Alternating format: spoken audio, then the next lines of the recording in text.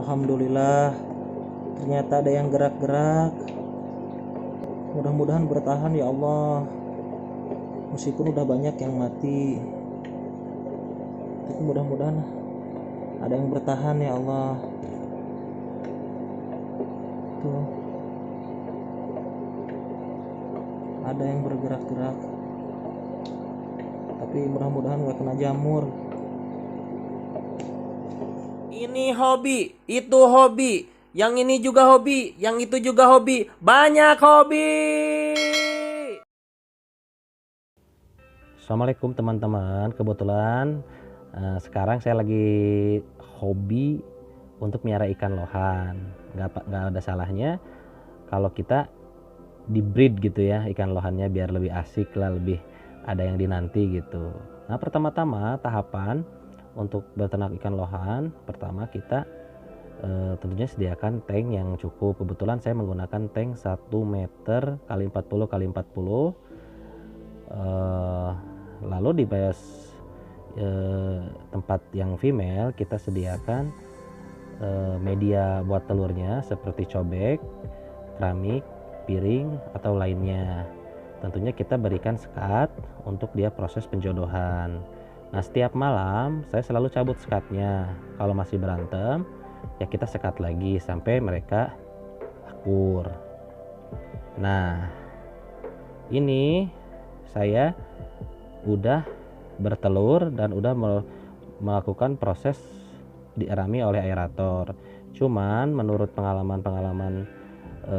teman-teman saya yang lebih ahli, tentunya para praktisi breeder lohan, ternyata penempatan aerator saya ini kurang tepat karena terlalu mengenai ke telurnya, sehingga menyebabkan ketika dia jatuh dia akan mudah terombang-ambing yang mengakibatkan kematian kepada si telur lohan karena masih rentan. Seharusnya yang penting ada kibasan-kibasan angin saja, jadi nggak usah langsung dikenakan, jadi bisa caranya ngambangkan gitu atau di apa ya namanya, yang penting ada kibasan-kibasan angin aja gitu. Cuman saya maaf, ini contohnya saya nggak ini karena saya juga ini percobaan kedua, yang pertama apalagi lebih gagal gitu.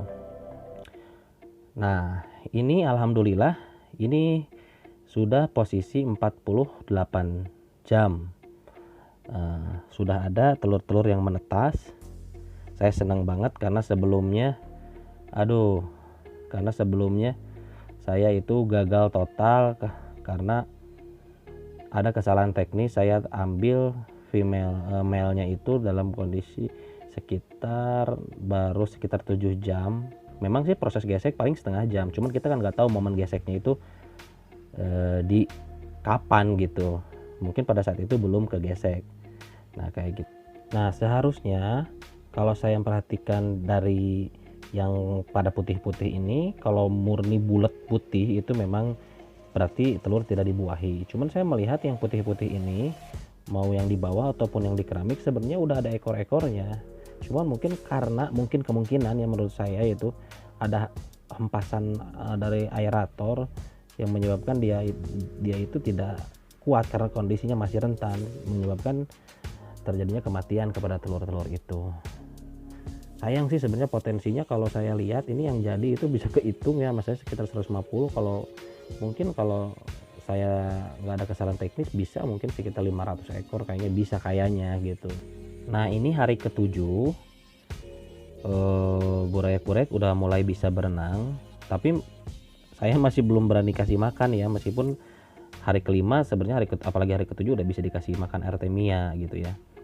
Cuman saya karena masih melihat masih ada yang di bawah dan masih kuning telurnya masih ada, jadi saya belum kasih makan karena berenang juga masih belum stabil gitu ya, masih belajar gitu. Jadi biar lebih mantap aja, nanti kita lihat kalau kondisinya udah benar-benar total pada berenang semua ya kita bisa langsung kasih makan, kita bisa pantau sendirilah kayak gitu ya. Nah, seperti ini yang di ujung udah lumayan nih, tapi yang di bawah juga masih lumayan banyak gitu, yang masih baru belajar di dasar akuarium. Nah kayak seperti itu ya, jadi kita sabar-sabar aja daripada nanti ya kita kasih makan dia belum punya kemampuan makan yang mumpuni, takutnya malah kalau kata breeder yang sudah berpengalaman, Artemia itu bisa balik serang gitu ya, bisa kena insang, bisa kena ya intinya menyerang lah gitu ya.